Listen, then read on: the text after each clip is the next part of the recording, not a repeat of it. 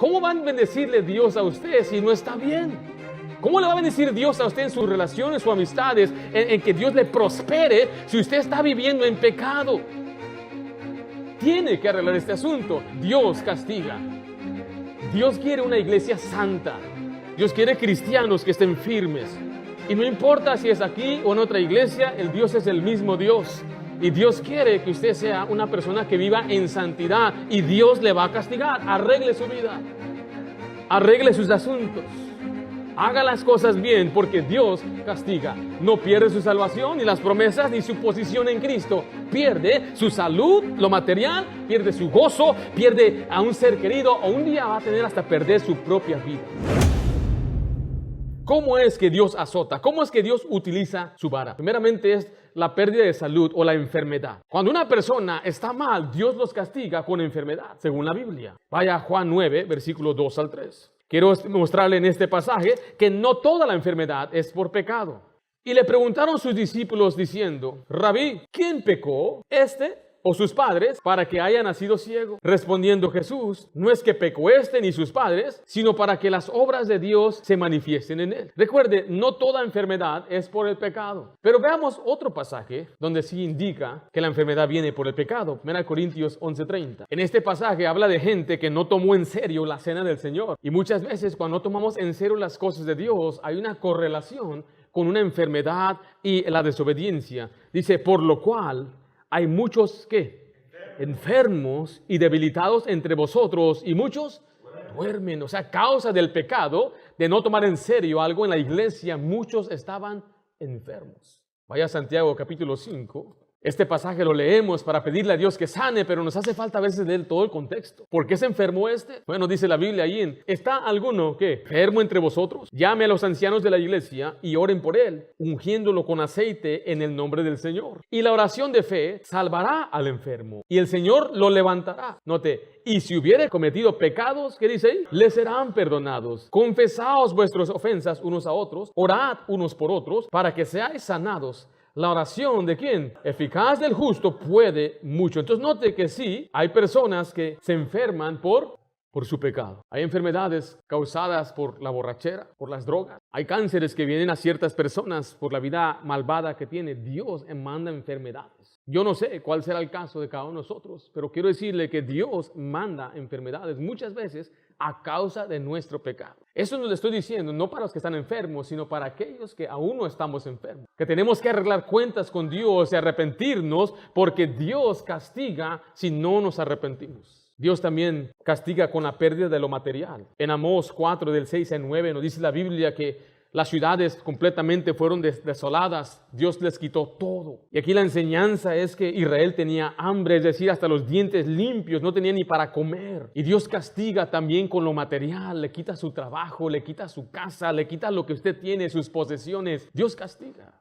El castigo de caer en la bancarrota por robar y hacer el fraude y después ser llevado a corte y lo están acusando y lo demandan por andar haciendo cosas que no, y la gente pierde mucho. Pérdida del gozo. Recuerden, no perdemos la salvación, pero sí que perdemos la salud, lo material, gozo. No hay tal cosa como un cristiano salvo que viva en pecado y esté contento. A veces hay muchachos que se van de la iglesia y aún los seguimos ahí en Facebook y en Instagram y los encontramos siempre sonriendo, siempre alegres en sus fiestas. Puras mentiras. Ni el impío tiene gozo. Dice la Biblia, no hay paz para el impío, ni aquel cristiano tampoco que vive como que si no fuera cristiano. Usted no es feliz. Hazme oír, ¿qué dice ahí? Gozo y alegría, y se recrearán los huesos que has abatido. Mira el 12. Vuélveme el gozo de tu salvación, y espíritu noble me sustente. Note que aquí David está escribiendo lo que él siente después de haber cometido grave pecado. No hay ni un hombre aquí que pase las noches mirando cosas sucias en teléfono que tenga gozo. No hay un hombre aquí que pase teniendo relaciones ilícitas con personas que no debería, que tiene gozo. El gozo es momentáneo, terrenal y carnal, pero su alma está afligida, su alma está moribunda. No hay ni un hombre aquí Que si no pasa tiempo orando con Dios, que pueda disfrutar lo que tiene. No disfruta a su esposa, no disfruta su casa, no disfruta a sus amigos, porque el pecado está en el corazón y Dios no permite que usted disfrute ni la vida ni su salvación. No hay ni un cristiano que sea feliz en el mundo. No hay ni un cristiano que sea feliz en el pecado. Algunos dirían, no, es que nunca fue verdaderamente cristiano. Yo leo mucho mi Biblia y yo nunca encuentro eso. Lo que encuentro es que gente pierde su gozo, pierde su alegría, pierde la esperanza, pierde su paz, pierde lo interior. Lo más importante en lo interior es tener una conciencia limpia delante de Dios. Por eso arrepiéntase. ¿Por qué no se alegra de venir a la iglesia? Qué bueno que vino, pero para que no se sienta mal, arrepienta de su maldad y pecado, porque una forma que Dios castiga es que le quita su gozo. Yo veo a esos niños pequeños, cómo se gozan, cómo se alegran. Después veo a un adulto que se supone que ya tiene más conocimiento de la Biblia, de la eternidad, y no es feliz.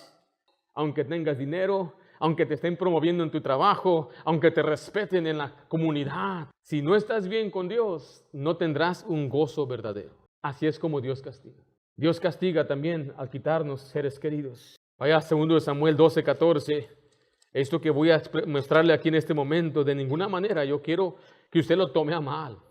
Pero vemos en la Biblia que cuando un hombre pecó contra Dios, Dios lo castigó a él a quitarle su hijo.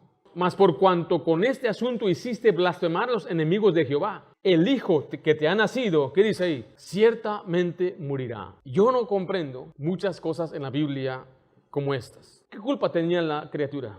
David reconocía que su hijo se fue a la presencia de Dios porque él dijo, él ya no puede venir a mí, pero yo voy a ir a él un día. Lo que sí sé es que esto le causó tanto llanto, no solamente a él, sino a su esposa Betsabé, porque el pecado que cometieron era de dos. Dice la Biblia que ella se consoló hasta que Dios le dio otro bebé llamado Salomón.